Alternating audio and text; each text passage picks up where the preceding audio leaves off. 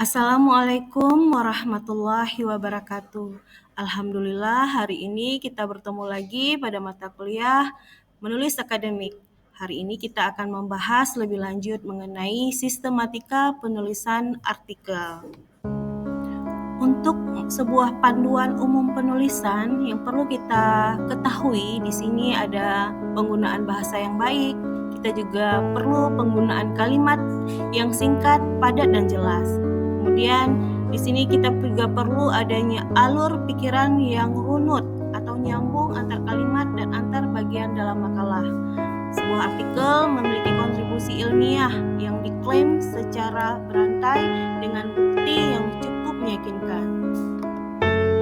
Sebuah struktur dari artikel ilmiah itu ada beberapa hal yang harus ditulis. Yang pertama, otomatis sebuah artikel itu harus memiliki judul. Kemudian yang kedua, harus memiliki list author atau nama penulisnya. Penulis boleh 2, 3, 4 dan seterusnya. Kemudian pada sebuah artikel itu tentu harus ada introduction atau pendahuluan. Kemudian literatur review. Literatur review adalah tinjauan literatur. Kemudian pada sebuah artikel harus ada metode penelitian. Kemudian membahas hasil penelitian, dan yang terakhir adalah kesimpulan. Tidak lupa juga ada ucapan terima kasih.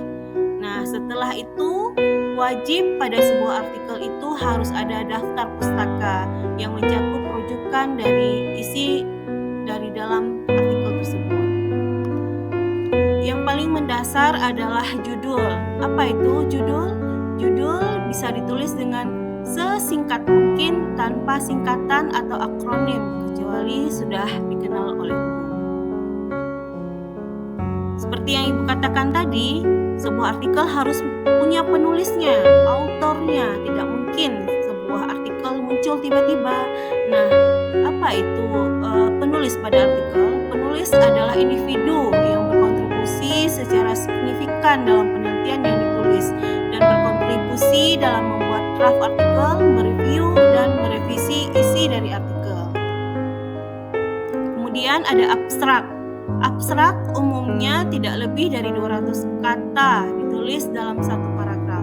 Berisi ringkasan artikel yang memberikan penekanan masalah yang diselesaikan, metode yang dipakai, hasil utama yang diperoleh. Di dalam abstrak terdapat kata kunci atau keyword. Kata kunci atau keyword biasanya ditentukan dengan minimal kata, biasa 3 atau ada juga yang memberikan maksimal 5 kata. Pada artikel juga terdapat latar belakang. Nah, di latar belakang tersebut diceritakan bagian di mana orang ingin mendapatkan substansi isi artikel untuk menentukan apakah perlu untuk membaca lebih lanjut atau tidak. Berisi masalah dari penelitian, tujuan masalah, dan novelty dari artikel tersebut. Literatur review adalah penelitian yang sebelumnya yang dilakukan oleh penulis atau peneliti lainnya dengan masalah atau topik yang mirip. Pada sebuah artikel, metode penelitian sangat penting karena akan menjabarkan lebih dahulu di mana penelitian ini dilakukan. Nah, akan disebutkan dari mana data penelitian didapat dan populasi dari sampel tersebut.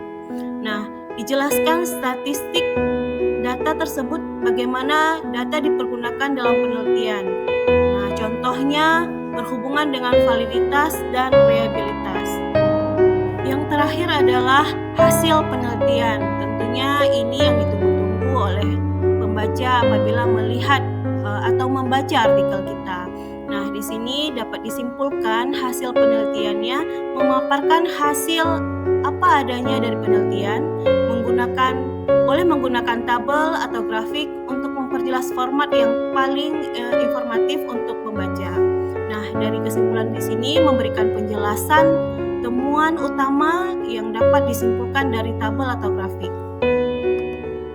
Dari kesimpulan dapat merangkum kontribusi penelitian, rangkuman, kelebihan dan kekurangan dari artikel tersebut. Nah, di sini akan dideskripsikan penelitian lanjutan.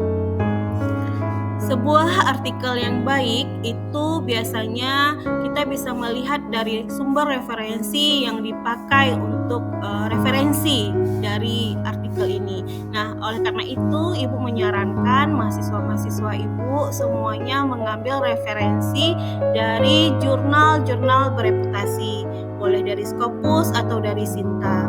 Nah, di sini untuk penulisan referensinya Ibu harapkan semua sudah memakai aplikasi Mendeley agar penulisannya itu lebih terperinci dan rapi. Sekian pemaparan dari Ibu, semoga bermanfaat. Thank you. Assalamualaikum warahmatullahi wabarakatuh. Sekian pemaparan dari Ibu, semoga bermanfaat. Thank you. Assalamualaikum warahmatullahi wabarakatuh. Sekian pemaparan dari